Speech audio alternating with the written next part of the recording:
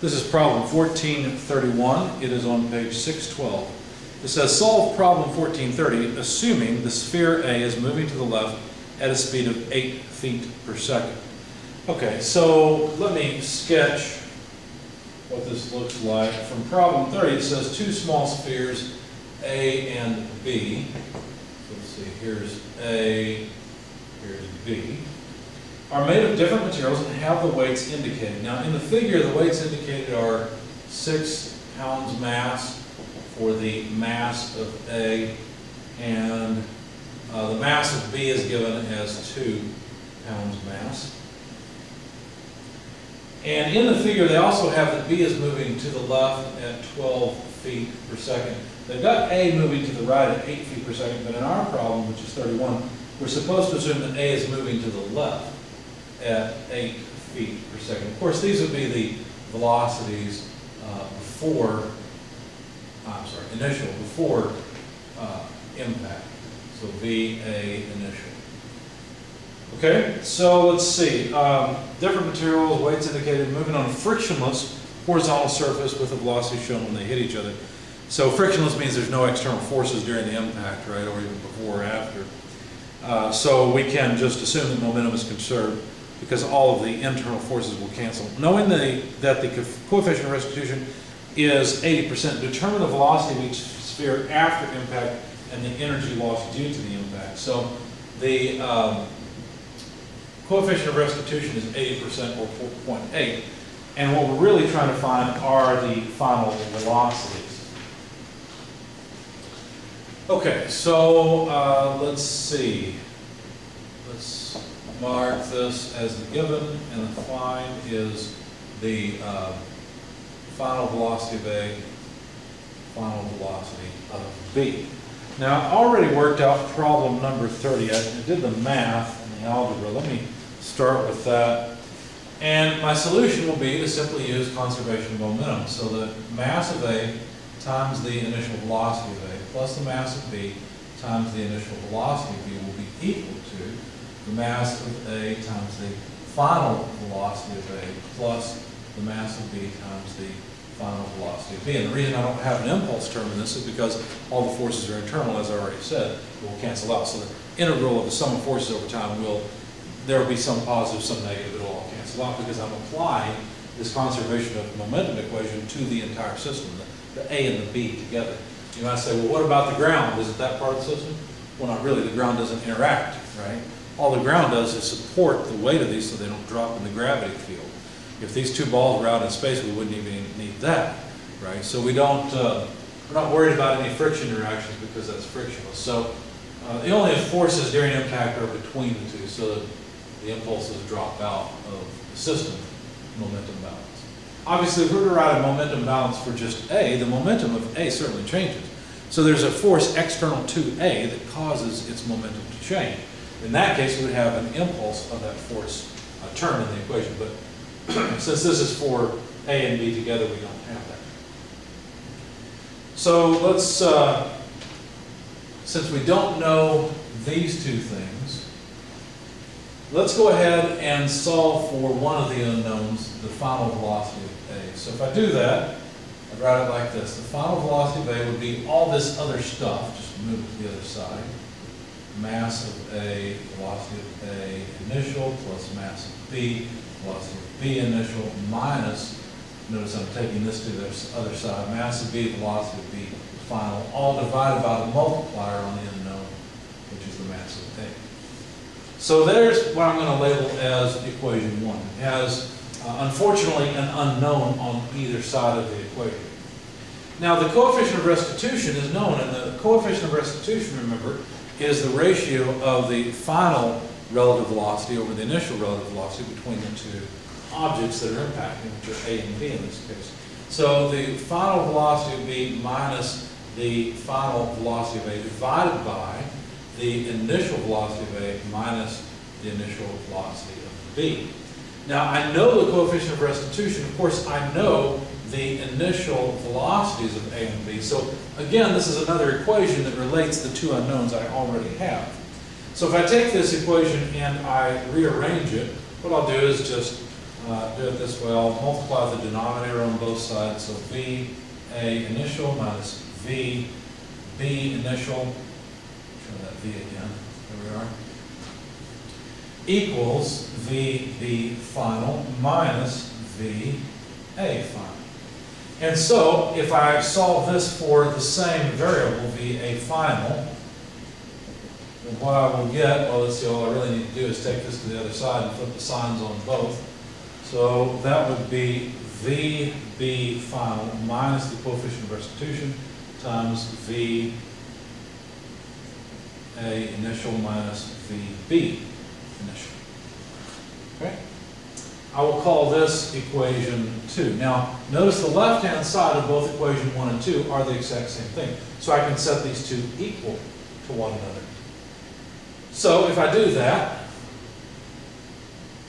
1 equals 2, the equation 1 equals equation 2, implies that this right-hand side of equation 1, MA VA initial plus MB VB initial minus MB VB final divided by the mass of A is equal to pardon me, the right-hand side here, VB final minus the coefficient of restitution, VA initial minus VB initial.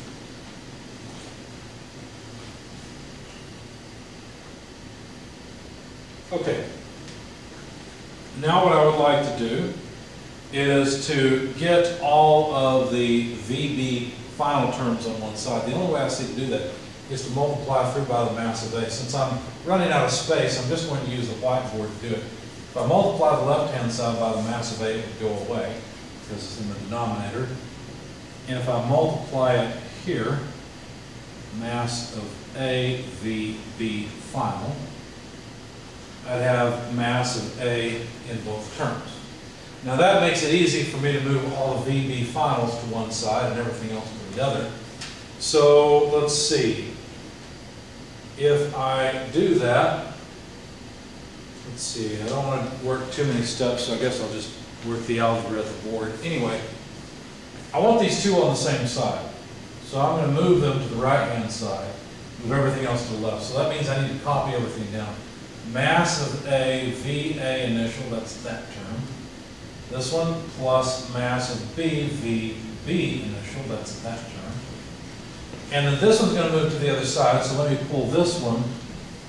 So it was minus, now it'll be plus mass of A, E, coefficient of restitution, VA initial minus VB initial. Okay, and that takes care of all of this. Okay. And then equals, now if I move this term to the right-hand side, I could factor out the mass of A plus the mass of B, and just write VB final once. And obviously, in order to solve for VB final, all I really need to do is divide through by the sum of the masses. There we go. So now we have the final velocity of B, at least in equation form. And so the next thing to do is just plug in the numbers and see what we get. So let me start over at the beginning here. I don't need equation 1 or equation 2 anymore. I've put them together. So the final velocity of B then would be equal to all of this. Let's see, we need the mass of A. So that's 6 pounds mass. Notice that the mass units will cancel, so I'm not going to bother writing them. As long as they're the same, we'll be all right. The velocity of A initial, we have to be careful. That is a -8. Again, these velocities are all feet per second, so I'll put feet per second at the end of this and it should be all right. Plus the mass of B. Well, the mass of B is 2 pounds mass. The velocity of B initial is a -12 feet per second. Plus the mass of A, well now we're back to 6 pounds, times E, coefficient of restitution, 80%, times the difference between the velocity of A initial and velocity of B initial. Notice that the numerator is all dealing with initial velocities. So VA initial is a -8, and B initial is a -12. So minus a -12. Now, the units of the numerator are feet per second, because when I divide by the sum of the masses, that's going to be 6 pounds mass plus 2. The pounds mass go away. So I've got feet per second, which is exactly what I wanted for my final velocity units. So I think that's it. All we have to do is calculate it. So when I calculated this, I came out with a final velocity of B of negative 6.6 feet per second. And that final, being a negative number, simply means that B is still moving this way. Okay, it's still moving to the left. If I want to calculate the velocity of A, I could choose, well, unfortunately I've erased the equation. I had it right about here. You'll have to trust me that it looked like this. It was the mass of A, velocity of A initial, plus mass of B, velocity of B initial. I guess you don't have to trust me. You can look back on the video, can't you? There we go. Divided by mass of A. So now all I really need to do is plug in the numbers. I could use this equation. As a matter of fact, maybe we should do both and just make sure this works. So let's see. Mass of A is 6 pounds mass. Notice again, I'm not going to write the mass units because they'll cancel. I'll get velocity out in feet per second. So this is all fine. The initial velocity of A is negative 8 feet per second. The mass of B is 2 pounds mass. The velocity of B initially is negative 12. And then minus, let's see, the mass of B, 2 pounds mass, velocity of B final. Now we've got the final velocity of B right here. It's negative 6.6 feet per second. I hope that's still on the screen. It is a 6.6. And then divided by the mass of A, which is 6 pounds mass. So we'll get out feet per second again. And that number comes out to be, let's see, make sure I'm doing everything consistently and haven't made a mistake. Negative 9.8 feet per second. Now, this is not the only thing we were supposed to determine. We're supposed to find out how much energy was lost in this process. So, and I think I didn't write that down. Let me see if I missed it. 31. Yeah, energy loss is part B. So I should have said E loss as well. Before we do that, though, I promised you that we would check and make sure that this also satisfies this equation. Probably the easiest way to do it is just to plug this number in and make sure it all works.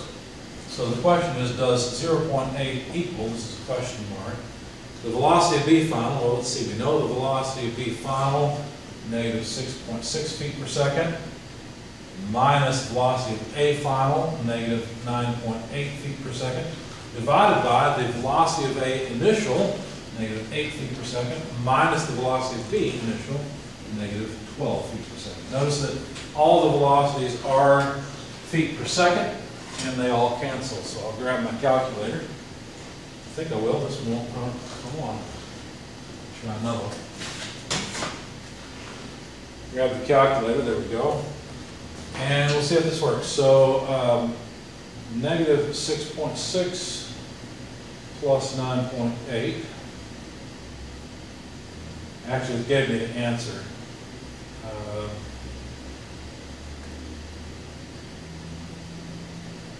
Not used to this calculator. Plus 9.8. That looks better. So in the numerator we've got 3.2. In the denominator we've just got what? 12 minus 8, so 4. So divided by 4 is 0.8. So, yes, 0.8 is 0.8. So the solution I've got for the final velocity of B and the final velocity of A does apparently satisfy both equations. So the next thing to do is figure out how much energy has been lost. And I'll just get rid of this verification here. So what we need is the difference between the initial energy and the final energy. So we initially had more energy than we have now because we know this is not a perfectly elastic collision, right? It's a somewhat plastic collision. So some energy must have been lost. So all we have to do is figure out how much energy there was initially. Well, that's easy. There's 1/2 mAVA initial squared plus 1/2 mB VB initial squared minus 1/2 MAVA final squared with 1/2 MBVB final squared. Again, I think I'm off the screen. I apologize for that. But it's all the same thing, right? We just need the kinetic energy of A and B before and after the collision. This is not all that difficult, really. So let's see. Here I am going to use units. I have to be careful here. So let's see. As a matter of fact, I don't think I'll use the solution I've got because I don't trust it. No, I see. But it doesn't matter. I just want to write it down.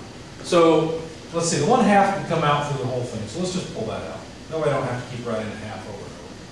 I need the mass of A, 6 pounds mass. And notice that, I tell you what, they'll all have the same units. So it'll be pounds mass, feet squared per second squared. So I'll just write that down at the end. And again, I don't have to write down the units over and over because it's all the same. All the masses and all the velocities are the same, so it'll all be the same unit. So, I shouldn't say that. The masses are not the same, the velocities are not the same, it's their units that are the same. So 6 pounds mass, initial velocity of A, 8 feet per second. Now technically it's negative 8 feet per second, but that won't matter because we're squaring it, right? And then plus, the half I factored out already, mass of B is 2 pounds mass, VB initial is negative 12 feet per second squared. Again, the square will not, well, the square will get rid of the negative sign, okay? Minus, and then we're over here. We factored out the half. We need the mass of A again, 6 pounds mass. Velocity of A final, that's here. It's negative 9.8 feet per second squared. Plus, then we've got the kinetic energy of B after the impact, and that is 2 pounds mass. VB final, here it is, negative 6.6 feet per second squared. So putting the units down, that's pounds mass, foot squared per second squared. So is this energy? Well, sure it's energy because a pound mass foot per second squared is force. We got 1 foot left over, so that would be force times a distance, which would be energy. So yes, this will work. So now let me grab my calculator. Or I'll just look at my numbers and make sure that I did all of this correctly.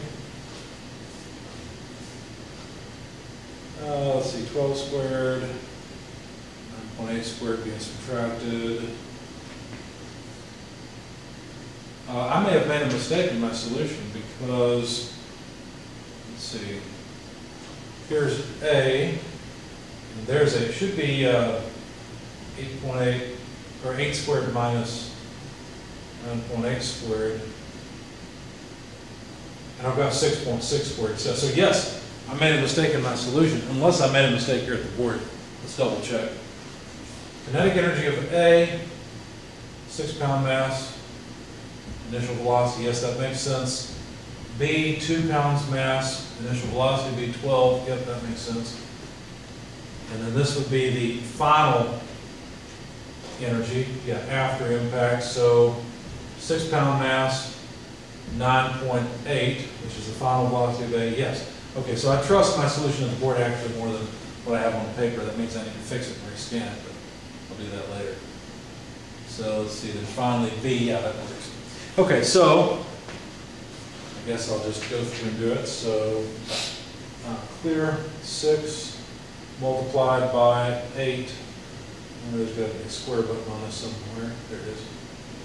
Plus 2 times 12 squared, which is 288, minus 6 times 9.8 squared, minus, because of this sign, 2 times 6.6 squared. Gives me 8.64. If I divide that by 2 for this multiplier, then I've got 4.32, and the units are still pounds mass, feet per second squared times feet. I pulled out one of the feet because I want to recognize that this is force. So then I want to multiply by a conversion factor to get to pounds force, because a pound mass foot per second squared is certainly force, but we really want pounds force. So let's take care of that next. There's 1 pound force for every 32.2 pound mass foot per second squared. That takes care of the pound mass per second squared, and we'll have pounds force feet, which is what we want. So all I have to do is divide the answer I've got by 32.2, and that gives me an energy loss of about 0.134 foot pounds force of energy. That's how much energy was lost in this collision. I probably should have calculated the initial energy and the final energy separately, and that way I could contrast the energy lost with the amount of energy there was in the system in the first place, and in the final state too. But I didn't do that. You can do that if you're interested.